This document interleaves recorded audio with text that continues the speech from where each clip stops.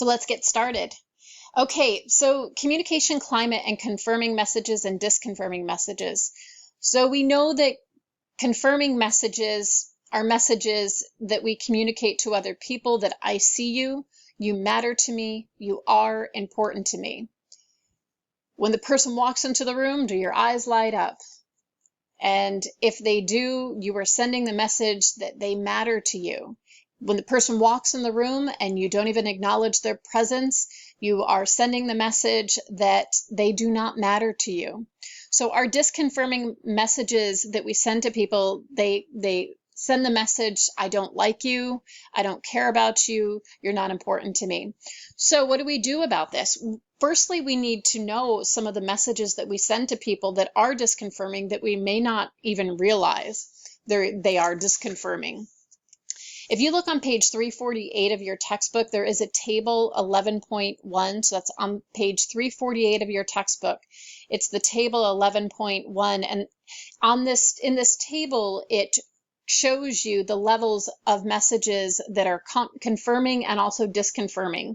And it takes you from disconfirming to disagreeing to confirming. So some of the most valued messages that we send that are confirming and the least valued messages that we send that are disconfirming.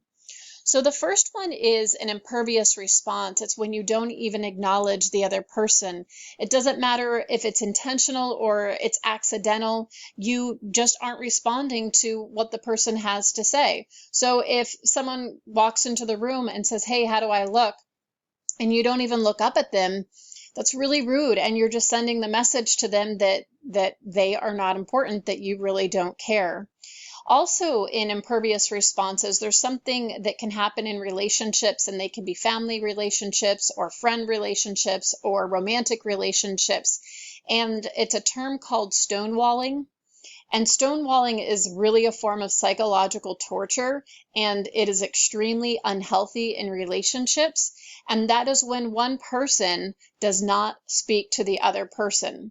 Some people can go days without speaking to their partner or to their son or daughter or to their romantic partner or even their friend, and they give someone something that's called the silent treatment.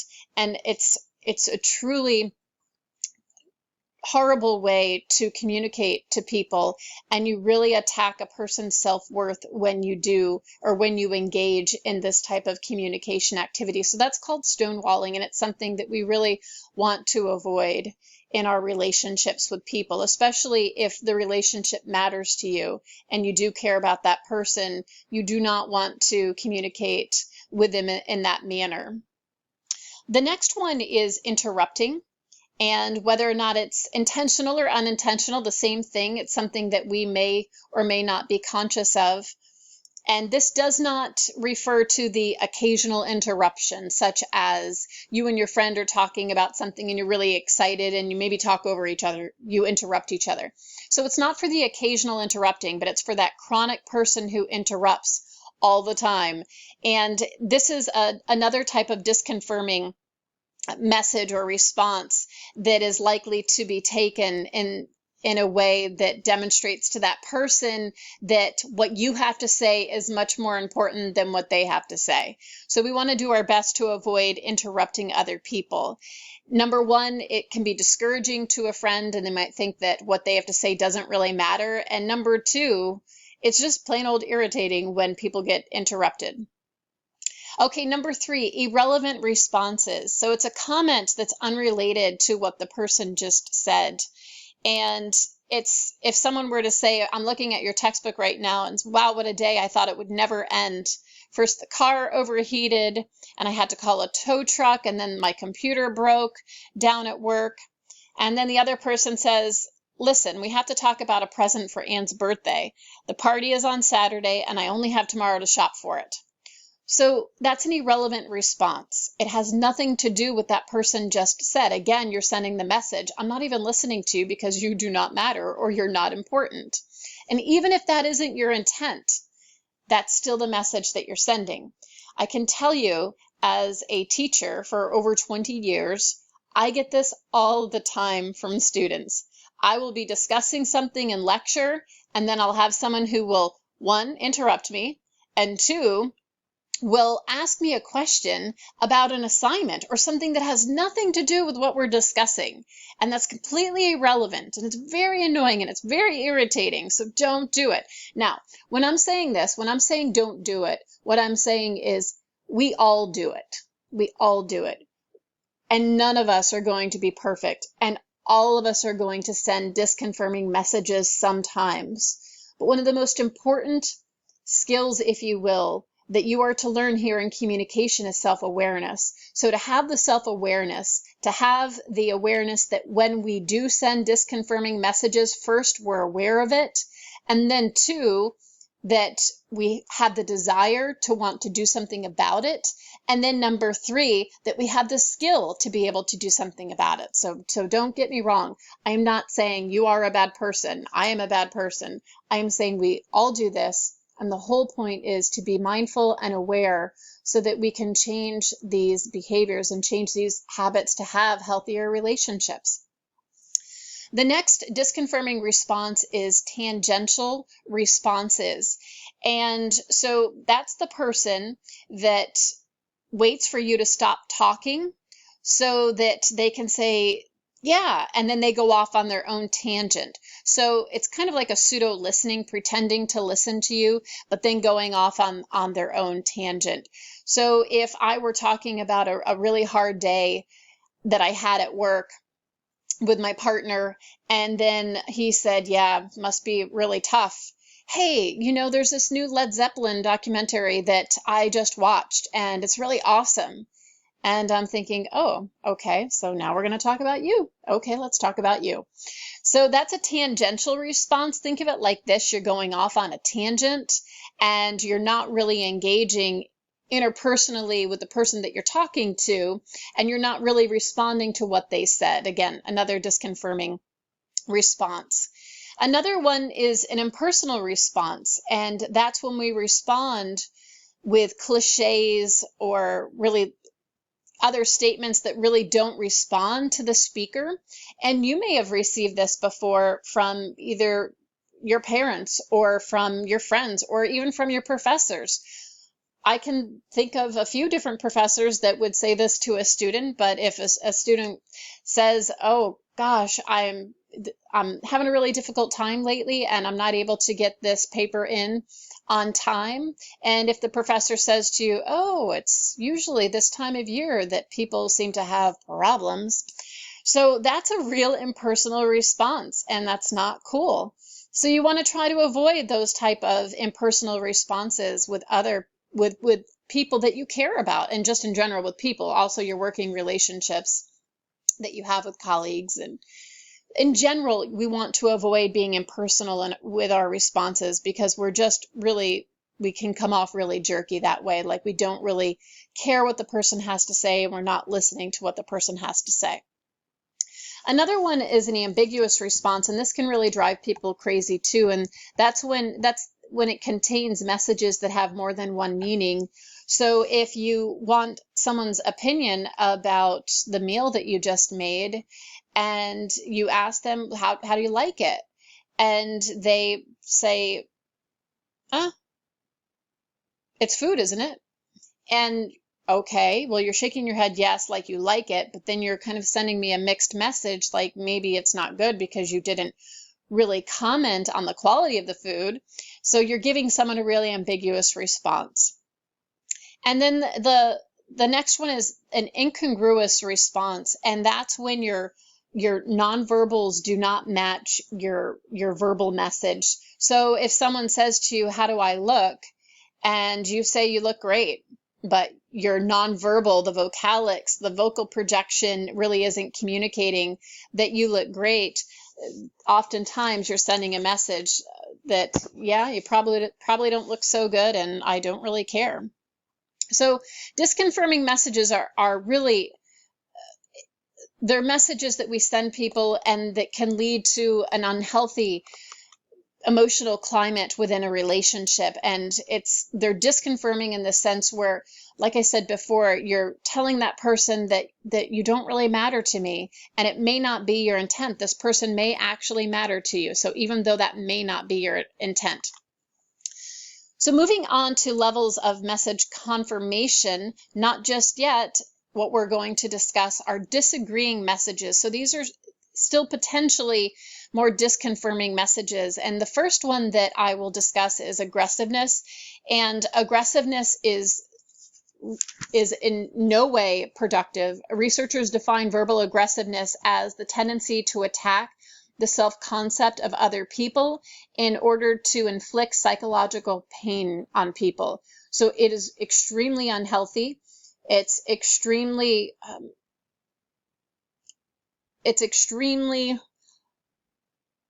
harsh because you're trying to attack a person's self-worth, and you're doing it in a way that's almost sadistic. So aggressiveness is really, it's demeaning the worth of other people. And one form of aggressiveness that we've talked about already in this class is a form of bullying. And there's a lot of research on bullying in the news media, especially in recent years. We know that there's a lot of bullying in social media and in the online world. So we know that cyberbullying is disturbingly common. About 15% of students report abusing someone else online, and twice as many as that percentage report having been victims of bullying online. So we know that this is a real problem, and it's not just children, it's adults too. So adults are being bullied online. There's also bullying in the workplace. And there's an example in your textbook on page 350 who talked about the professional football player, and his name is Jonathan Martin, who walked away from the Miami Dolphins because he was bullied and harassed by his teammates. And this story really brought to light that it can happen to anyone. So when people looked at this man, so you look at him and he's a huge, imposing figure, and you would think, well, he could never be bullied. So we make these assumptions. Anyone can be bullied, and it can happen in the workplace too. So it's really important that if we have a tendency to be aggressive in the way that we respond to other people, that's really something that you want to look at and to self-examine. And aggressiveness is typically rooted in childhood. It's a response, a behavioral response that you learned in childhood. So that's something that you would want to address. One, try to work it out through material that you've learned in this class, and two, you can also try to get help from a therapist, because aggressiveness is really, it destroys a lot of relationships. Moving on to another type of disagreeing message, not as bad as aggressiveness, but it definitely has its place where it can be negative. When communicators aren't prepared to argue but still want to register that I am not satisfied, then oftentimes what happens is people will complain. And so there are two types of complaints. There are behavioral complaints, and then there are personal characteristic complaints. So it's okay to complain. I'm not saying that you should never complain. It's okay to complain. But if you're going to complain, make sure, like we've talked about in a lot of other lectures, that you focus on the behavior and not the person. So instead of calling someone a slob, you're such a slob, pick up your socks. So that's a personal attack, and you're complaining about it. You could say, would you mind picking up your socks because it's messy and then I have to clean it up? So you're complaining, but you're focusing on the behavior. Although I take that back. You're saying it's messy, so you're still calling the person. So even I have difficulty with this. So maybe you will say to the person, can you please pick up your socks because I have to clean this up and it can be frustrating for me. So there you go. You have stated your complaint, but you have just focused on the behavior. And case in point, even I can screw that up because it's hard to do sometimes. Sometimes we have ingrained within us to attack people personally. And I know firsthand that as a young person, I did not learn how to send confirming messages, and it took me years. It took me years in education, in high school and also in college, and I chose communication as a major, in which this major really allowed me to work on me and work on the skills that I did not learn as a young person, to be able to build healthier relationships, because I did not witness too many healthy relationships in my life. So I'm really fortunate to have chosen a major that has really helped me to work on me. But having said that, I'm definitely not perfect at this, and I don't misunderstand me. No one should think that they need to be perfect at this in communication, but we have the tools, and I have the tools, and we will screw up at times. But the whole point is to move beyond that and to be self-aware. And then when we have the opportunity to make a change, we make a change. So the next one is argumentativeness. And so normally if we call a person argumentative, we're making an unfavorable evaluation of the person. However, in our culture, if we have the ability to create and deliver strong, sound arguments, that's a skill. So it can really be to your benefit to be able to debate, to be able to construct a sound argument. The whole point about this, though, is that when you do construct an argument, make sure that you do it in a way that is confirming and supportive and not condescending to the person. So it all depends on how we choose to go about how we debate. Again, sticking to the issues and not attacking the person. In my public speaking class, we call that fallacy the ad hominem fallacy. And that's when we personally attack the individual. We do not stick to the issue being debated, but rather we start to attack the person. Think about that in your own communication interactions with people. Have you ever gotten into a debate with someone, into an argument, and then you both somehow got away from the issue, and then you started to attack each other and hit below the belt? So that's what we want to try and stay away from.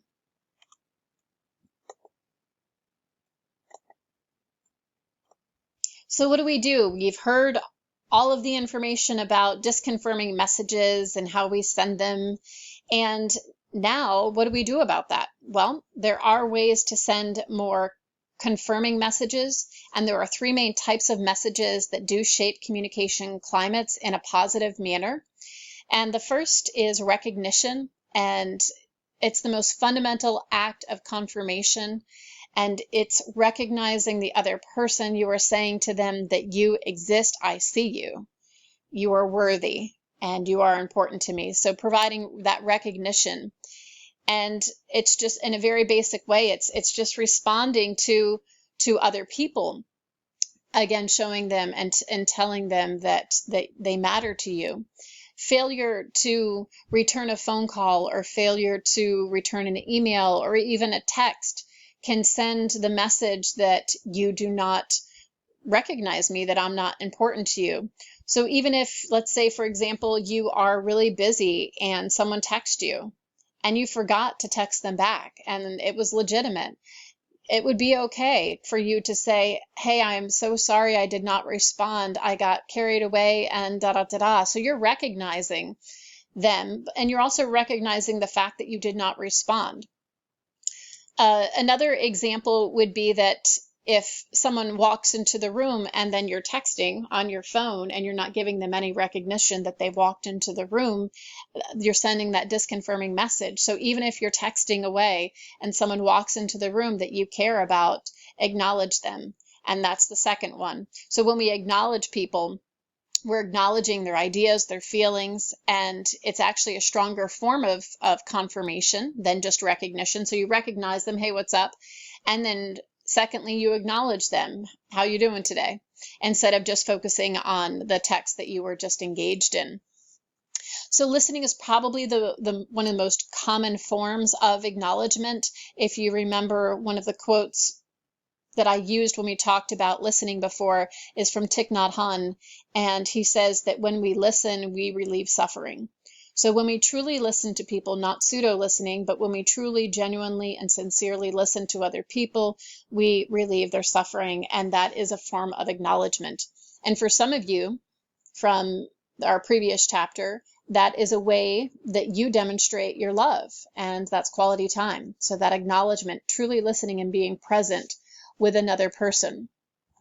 And then the third one is endorsement, and acknowledgement means that you're interested in another person's ideas. And endorsement means that you agree with them or otherwise find them important. So you may not agree, but you're still endorsing the importance or the significance of what they are communicating to you. And endorsement is the highest form of valuing in communication, when you actually endorse someone or you champion a person.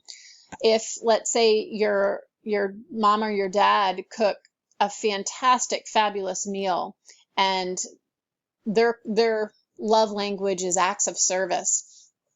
If you say to someone else, my dad or my mom make the best da da da da, there's no restaurant that could ever compare, you have just endorsed your parent and their ability. You've spoken their love language, and what makes it even more significant is that you said it to someone else.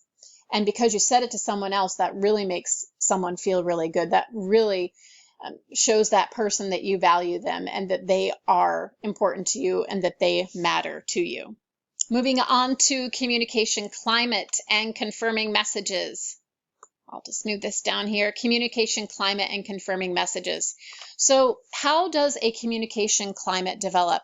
After a climate is formed, it takes on this life of its own. And what many communication researchers say we do in our interpersonal relationships is that the communication climate is really a self-perpetuating spiral. And conflicts they're like escalatory conflicts, and then they are the most visible way that disconfirming messages reinforce one another. And if you see over here, I have this cliche, what goes around comes around. What goes around comes around. Justin Timberlake, that song that he sang. There is some truth to that, especially when we are discussing how conflicts can escalate and how they can de-escalate very quickly. So how can conflicts escalate? Well, what goes around comes around. Remember that. If someone is really defensive, then you might respond more defensively. Or if someone personally attacks, then you might be much more likely to personal attack. So if someone hit below the belt, you respond with hitting below the belt. So whatever someone does is typically what we have a tendency to do in kind. And the same thing with a de-escalatory conflict is that, let's say someone hit below the belt and then you choose not to hit below the belt, and then you try to paraphrase so that you can understand the person's frustration without judgment. And then once you do that, you might be able to de-escalate the conflict. They are much more likely to respond in kind. What goes around comes around. Even though they might have attacked you, you might not respond in the way that they were expecting, which would be counterattack, and you respond in the opposite manner, then you are much more likely to take that conflict in a new direction. So we know that communication climates, once they're formed, they take on a life of their own, but we do have some control over how the communication climate continues or it ceases and then create a new climate. So moving on now to defensiveness, we'll discuss what defensiveness is and some of the causes and remedies, and we'll also talk about face-threatening acts that can lead to some defensiveness. So when we look at the term defensiveness, it suggests that we are guarding ourselves against an attack. So think about the times that you have become defensive. We are typically defensive when our face, that presenting self, is threatened. It's the messages that really challenge the image that we want to project. We are much more likely to resist. So if someone challenges how you are presenting yourself, then that's much more likely to create defensiveness within you. So defensiveness is really the process of protecting our presenting self, our sense of face. So that's, we're trying to protect that. We respond defensively to a face-threatening attack, and it seems logical at the time, but that defensiveness can erode the stability of a relationship. So we can really understand how defensiveness operates by imagining what might happen if an important part of your presenting self were attacked. So think about it like this. You're let's say you have a tendency to interrupt people when you talk to them in conversation, and you call your friend out for something that she or he does. And they're like, yeah, that's true, I do that. And remember, we're likely to respond in kind. And you interrupt people all the time. So one, that word of certainty, all the time. And then two, interrupt people. You're like, what? I don't interrupt people. Because you don't see yourself as a person that is rude, that interrupts. You might judge interruption as being rude. So you say, I don't interrupt people. So you get really defensive. And part of the reason that you become so defensive is because it's probably true. So we typically get much more defensive when things are really hitting the nail on the head, when things are really close to being true and accurate. Oftentimes, if we can't own that, we're not ready to own that yet in ourselves, we become very defensive. So the cool thing about this is that you can notice now when you do become really defensive, and then it's not like you have to tell the person or anything, but at least then you can internalize that defensiveness and really self-explore to see, oh, shoot, do I do that? And then that might help you to expand your self-awareness. And it also might help you to change your behavior and your response, because you might not feel so good when you are defensive. So the drive to defend our presenting self-image, that drive leads us as people to act in really destructive ways. And it can lead us to become verbally abusive, and it can also lead us to be sarcastic. And I know a lot of people can be sarcastic, and we might just say, well, that's part of my personality. And it truly might be, because that might be how you learned how to communicate. But sarcasm in any social scientific journal of research is going to identify sarcasm as a manifestation of hostility. So it is a form of aggression, of verbal aggression. So something to think about. How do we respond when people attack our presenting self? And then we have the tools to do something about that. So looking here at this slide, I'm going to try to make sure you can see the full slide here. Okay, let's see if I can move this here. Okay, so looking at this, this is an understanding of the different ways to prevent defensiveness in other people.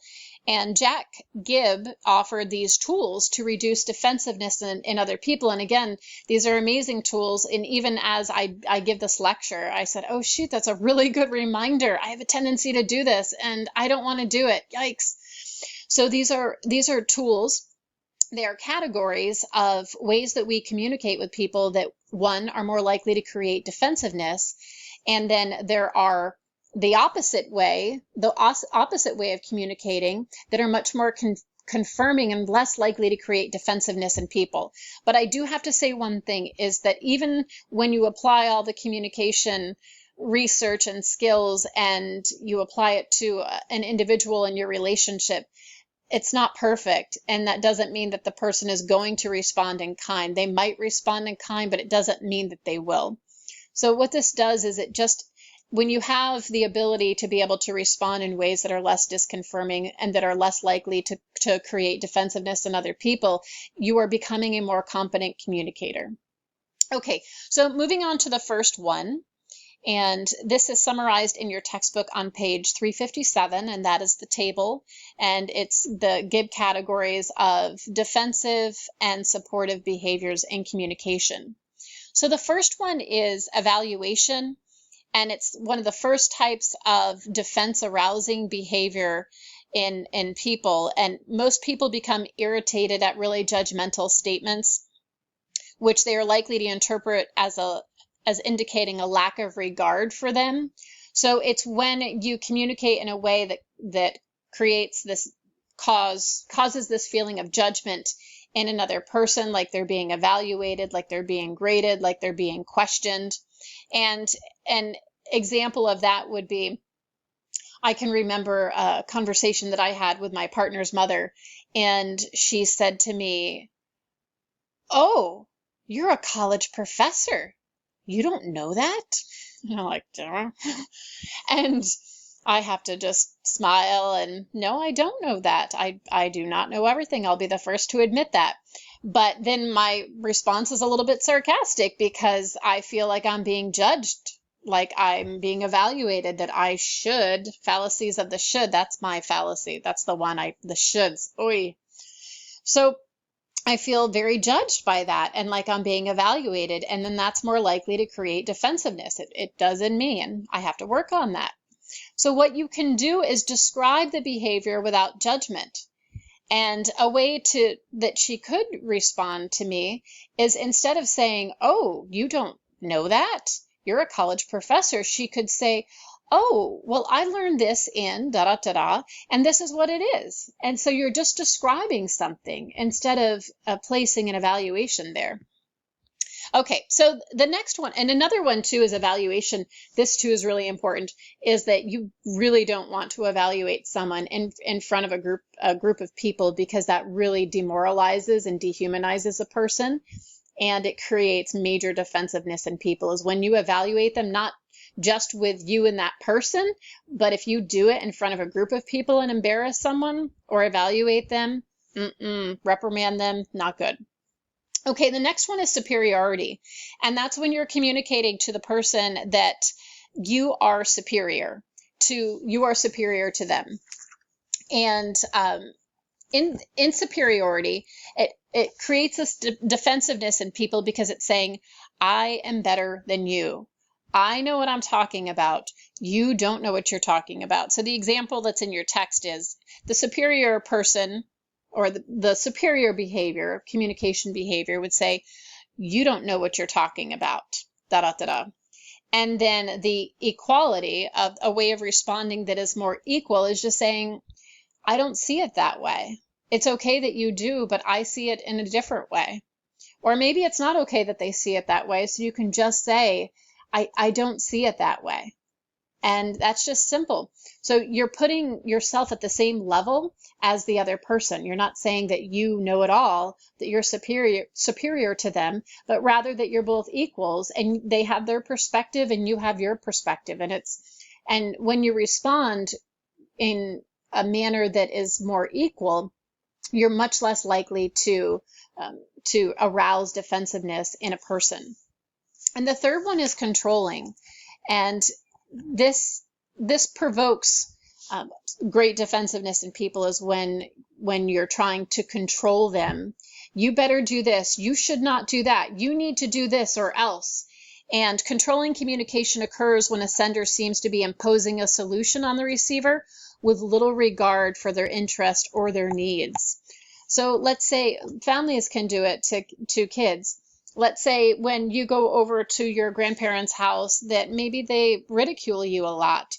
And so then your mom or your dad says, "You really need to go visit grandma or grandpa X. And you really need to do this because you need to be a good granddaughter or grandson." And that's a real controlling message that, especially when you're younger, you feel like you have no choice in that. But a way to respond to that is to be more of really a problem orientation. So discovering the best solution to the problem, regardless of the source. So what a parent could do, instead of saying you should and you need to go see your grandparents, but a way to be more problem oriented is, "Look, I know your grandparents can be really harsh on you. Let's try to set it up so that you only have to spend such a short amount of time with them. And would that work for you?" So you're being much more problem oriented, and you're actually helping your kids to solve their own problems and to look at a situation and not feel like they have to do something in order to garner or gain respect from a person. So another example of a type of communication behavior that arouses defensiveness in other people is that strategic type of message that we send people. It's very manipulative, or it has this ulterior motive. And it's the friend that says to you, "Hey, what are you doing this weekend?" And you say, "Oh, I'm just, chilling, not really much." And then they said, oh, that's great. You can help me move. And then you're thinking, that is just wonderful. I do not want to help you move. And now I feel obligated because I feel like I have to say yes and I have to help you. Okay.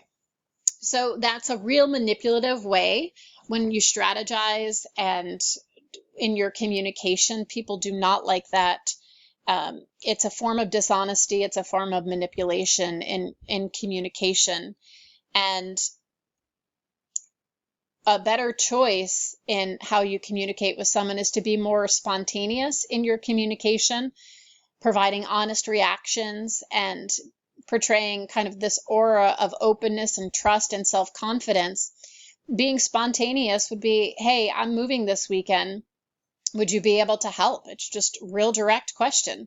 And you're being honest with them as to why you're contacting them, as you would like their help. And another example of that is oftentimes in relationships, one person wants to do one thing, the other person wants to do the other thing. And if you feel like your relationship has grown a little bit stale, one thing you might say is, if you were being more strategic in your communication, well, so-and-so goes out to dinner at least once a week for date night. We never do that. So that's real strategic. But really what you want is for your partner and you to go out and have a date night. So why not just say, hey, why don't we have a date night, instead of being real manipulative with the way in which you communicate to that person. And the next one is being neutral as opposed to being empathic. When we're neutral in our response, we are communicating an attitude of indifference, that you don't really have an opinion, that you're not really involved and it doesn't really matter to you, as opposed to responding with empathy. And that's understanding a situation from another person's point of view or perspective. And one of the examples is in your textbook is a neutral response could be, that's what happens when you don't plan properly. You're being really indifferent. Let's say something that you did on the fly didn't work out so well, and the person's basically saying, hey, I told you so. And that's a real neutral response. And a real empathic response would sound more like, oh gosh, I understand how devastating that can be when you put that much time and effort into something. So it's being more empathic instead of being real neutral and indifferent with the way that you respond to people. And then the last one is certainty versus provisionalism. And a way that certainty communicates or can arouse defensiveness in other people is because you as a communicator, you are regarding your opinion as the end all be all, and that's the way that it is. It's a very closed-minded way of communicating. So communicators who regard their own opinions with certainty while disregarding the ideas of other demonstrates a lack of regard for the other person and a lack of respect. And there might be people that you know, and you could be one of those persons that when you speak, it's the absolute truth. And we, instead of accepting that there are many paths to truth and there are different ways of viewing situations in communication, if you've learned one thing, you know that there are many different worldviews, and our worldview in part depends on where we're standing. That's the metaphor, where we're standing. And then to break that down further, our worldview depends on things such as our demographics, such as the country that we're born in, such as whatever your family is, the religion that they were born into. Think about it like this. If you were born into a Christian family, but what if you weren't born into that family and you were born into a Muslim family or to a Hindu family? So you would be practicing a different religion. It's just by chance that you were born into that family. Or your sexual orientation, if you were heterosexual or if you were gay or lesbian. And also your race factors into how you might see the world. And another thing is your ethnicity. So all these things that we've talked about in this class, we know that there are many paths to truth. And for any of us to speak with any 100% absolute certainty is closed-minded. And then, so instead of being certain in our responses, there is provisionalism, and that's waiting before we respond, and we're applying the different listening techniques. So let's just say someone says, you don't know what you're talking about. So that's being certain. So they don't know what they're talking about. If you were to respond more in a provisional manner, you're saying, I've never heard anything like that. Like, where did you hear it? So it's a way to really, you want to think about your word choices. So when you're being provisional, you're thinking about your word choices. You're not using language of certainty. You are not saying always, must, never, can't. You're using words like perhaps, possibly, might. So it's the way in which you respond. So you're applying listening techniques, and you're choosing your words, and you're using your words wisely. Now, one thing to keep in mind here is that Gibbs' supportive confirming approach in communication will not necessarily work in all cultures. This is applied to a low context culture, in which here in the United States, generally speaking, we are a much more low context culture, where in this culture, the value is in being more direct in your communication. So there's greater value in directness. And it's something to keep in mind that not all cultures value this type of directness. So this is culturally bound.